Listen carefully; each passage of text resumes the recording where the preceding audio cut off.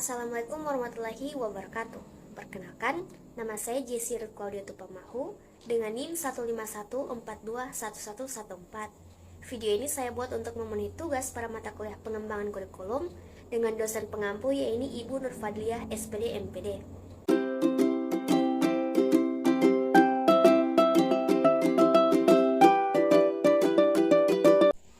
Kali ini kita akan membahas mengenai sejarah perkembangan kurikulum. Tapi sebelum itu kita harus mengetahui apa definisi dari kurikulum. Kurikulum merupakan seperangkat atau suatu sistem rencana dan pengaturan mengenai bahan pembelajaran yang dapat dipedomani dalam aktivitas belajar mengajar. Jadi intinya kurikulum ini adalah rencana pembelajaran, oleh karena itu semua pihak yang terlibat dan berkaitan langsung dengan fungsi kurikulum ini wajib memahaminya. Bagi masyarakat kita masih banyak yang belum mengetahui bagaimana sih sejarah atau perkembangan perubahan kurikulum yang terjadi pada Indonesia. Oleh karena itu di video ini saya akan membahas mengenai beberapa perubahan yang terjadi pada kurikulum yang diterapkan oleh Indonesia. Yang pertama ini pada tahun 1947 atau kurikulum 1947 yang disebut dengan rencana pelajaran. Nah, rencana pelajaran ini dipengaruhi oleh sistem pendidikan kolonial Belanda dan juga Jepang. Perubahan pendidikan ini lebih bersifat politis dari orientasi pendidikan Belanda ke kepentingan nasional. Pada saat itu pun Pancasila ditetapkan sebagai asas pendidikan. Lalu tidak menekankan pada pendidikan pikiran dan lebih menekankan pada pembentukan karakter, kesadaran bernegara dan juga bermasyarakat. Selanjutnya yaitu kurikulum 1952. Kehadiran kurikulum ini merupakan penyempurnaan kurikulum 1947 dengan merinci setiap mata pelajaran sehingga dinamakan Rencana Pelajaran Terurai 1952. Kurikulum ini sudah mengarah pada suatu sistem pendidikan Indonesia sehingga seperti setiap pelajaran ini dihubungkan dengan kehidupan sehari-hari. Silabus atau rancangan pembelajaran ini menunjukkan secara jelas bahwa seorang guru ini hanya mengajar satu mata pelajaran dan juga rencana pembelajarannya ini lebih rinci. Mata pelajarannya juga itu seperti moral, kecerdasan, emosional, kepikiran dan juga jasmania. Yang ketiga yaitu kurikulum 1964. Pemerintah kembali menyempurnakan sistem kurikulum pada 1964 yang dinamakan Rencana Pendidikan 1964. Kurikulum ini bercirikan pemerintah mempunyai keinginan yang pertama ini agar rakyat mendapat pengetahuan akademik untuk pembekalan pada jenjang sekolah dasar. Yang kedua yaitu pembelajaran dipusatkan pada program Pancawardhana yaitu daya cipta, rasa, karsa, karya dan juga moral. Selanjutnya yaitu kurikulum 1968. Kurikulum pertama pada Orde Baru atau pada era Orde Baru yang bersifat politis dan dimaksudkan untuk menggantikan rencana pendidikan 1964 yang dicitrakan sebagai produk Orde era lama. Kurikulum ini juga bertujuan membentuk manusia Pancasila sejati, kuat dan sehat jasmani, mempertinggi kecerdasan dan keterampilan jasmani, moral, budi pekerti dan keyakinan beragama.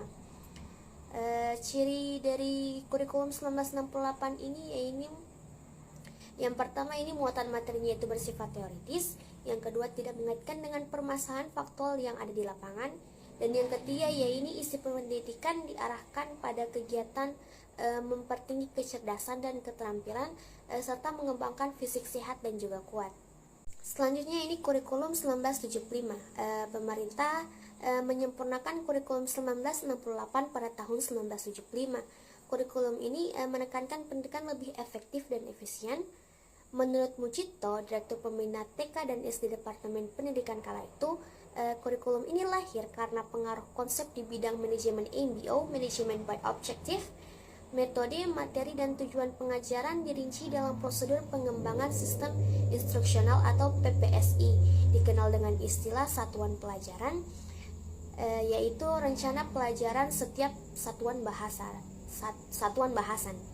Yang keenam yaitu kurikulum 1984. Kurikulum 1984 ini mengusung pendekatan proses keahlian. Meski mengutamakan pendekatan proses, tapi faktor tujuan tetap penting. Kurikulum ini juga sering disebut dengan kurikulum 1975 disempurnakan. Posisi siswa ditempatkan sebagai subjek belajar, yaitu dari mengamati sesuatu, mengelompokkan, mendiskusikan, hingga melaporkan. Model ini disebut dengan cara belajar siswa aktif atau disingkat dengan CBSA. Yang ketujuh ini kurikulum 1994. Pada tahun 1994, pemerintah memperbarui kurikulum sebagai upaya membarukan kurikulum-kurikulum sebelumnya, yaitu terutama kurikulum 1975 dan kurikulum 1984. Namun, perpaduan antara tujuan dan proses ini nampaknya belum juga berhasil. Akibatnya banyak kritik berdatangan disebabkan oleh beban belajar siswa dinilai terlalu berat, dan juga dari muatan nasional sampai muatan lokal seperti bahasa daerah, kesenian, keterampilan daerah, dan juga masih banyak lagi.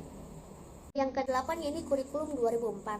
Pada tahun 2004 diluncurkan kurikulum berbasis kompetensi yaitu KBK sebagai pengganti kurikulum 1994. Suatu program pendidikan berbasis kompetensi yang harus mengandung 3 unsur pokok yaitu pemilihan kompetensi sesuai spesifikasi, indikator-indikator evaluasi untuk menentukan keberhasilan pencapaian kompetensi, dan pengembangan pembelajaran.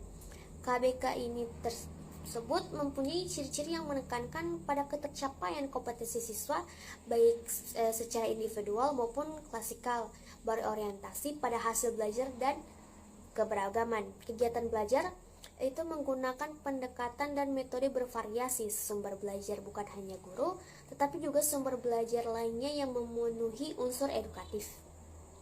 Yang kesembilan yaitu kurikulum 2006.